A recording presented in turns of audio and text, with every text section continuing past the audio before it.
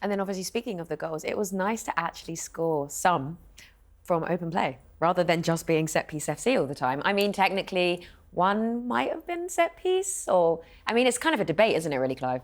Yeah, it's interesting to see what Jesus does when he's playing. He drifts to the left, and although he didn't have the accuracy on his finishing, that cross was a really good cross, And I think when he's playing well, we don't mind where he goes because we look quite fluid. When we're not scoring, mate, stand between the sticks, will you? Stand between the sticks and be a centre forward. But it was nice to see us play. I didn't think Monaco were that aggressive to stop us building up. I thought Declan Rice, it was an opportunity for us to try a few things in midfield, see what the balance looks like, build play. I didn't think they were aggressive. They allowed us to get into their third too easily. And to be honest, 1-0 at half-time, I don't know, I don't want to be an arrogant Arsenal fan, but it should have been 3 or 4. Yeah, 100%. Should have been 3 or 4. Well, just mentioning that, Clive, what do you think then about this idea of could Jesus play on the left, given that neither of Arsenal's options on the left are in particularly great form? And, you know, Jesus did it a little bit. Remember he did it against Brighton? He won a penalty quite cleverly, looked all right. Like, given he doesn't look like he's sort of deadly in front of goal, could that be an option? I've been on a journey with him this season. I was there for pre-season and he looks so sharp. Yeah. Absolutely razor. I'm doing exactly the same thing as you, Troy. I'm saying, maybe get him off the left because he could be really good there. And we can build up there. And I think, oh, great. Then he had an injury, then he came back, and then he dipped. And the Fulham game last week, he was not great, you know, when he came on. And so the options to move to the left after the Fulham game was not in my mind. He plays quite well last night in the first half, and then you start to think about the possibilities of where he could play. I think in his head, I honestly think in his head, he's happier away from the goal. Yeah. Honestly, I do. I think he drifts into wide areas, particularly under pressure. He likes to be there. I mean, he made a point of even saying it. Yeah, you are who you are when it comes down to it. When you're under pressure, you default to your default. Yeah. You just do. And but at the moment, let's build him. And he did okay in that first half, yes. Yeah. So then Bukayo Saka nearly had his very first hat-trick for Arsenal. He got 21 goal involvements in 21 games so far this season. I mean, that is incredible statistics. I mean, especially that we're only in December. He's incredible. I mean, you can't speak highly enough of him. Every single game he's out there, he's durable. I mean, if you watched last night as well, by the way, they weren't only doubling up on him. Sometimes there were 3 players on him and he had no space. Certainly that first half, of course, Monaco ran out of gas, but then his intelligence to draw these players over, and that frees up Odegaard. You had Partey making the run as well. He just gets better and better. And every single game, you know what you're going to get from him. Even if he's not seeing much of the ball, you know there'll be 1 or 2 moments where it'll be defining moments where he'll score a goal, he'll create. And for me, he's world class. I mean, we've sat on this before. People have debated that every single game, and regardless of the opposition, by the way, he's not a flat track bully that just lesser teams. I'll put them to the sword. He doesn't. Champions League, EFL Cup, Premier League, every single competition Arsenal are in, he's there producing the goods, and he's getting better and better. And I think that's the scary thing.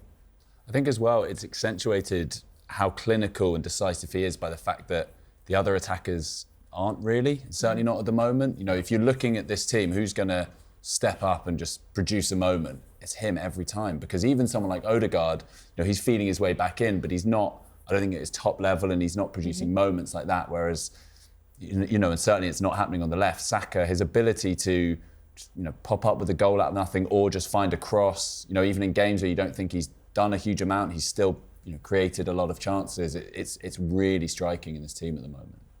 So then Arsenal stars coming through the ranks. Myles Lewis-Skelly had his first Champions League debut last night. I mean, he looked pretty comfortable as well, didn't he?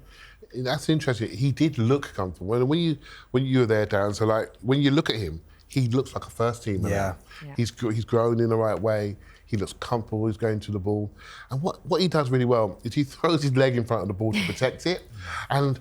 So when he's doing that at 18, just imagine when he has that physical confidence as an adult, how he's going to be. And people say, and he does really remind me of Spurs' Dembele. He really does. The way he would bring people in, protect the ball, and then burst out of that spot. He's got that, and I think I know it's obvious for an 18-year-old, but I really feel once he has that physical confidence as a man, he could go right to the top. I really feel that. I mean, Moussa Dembele, I covered Spurs for a long time, and he has a kind of semi-mythological status. Like that is high praise. Like his ability to keep the ball.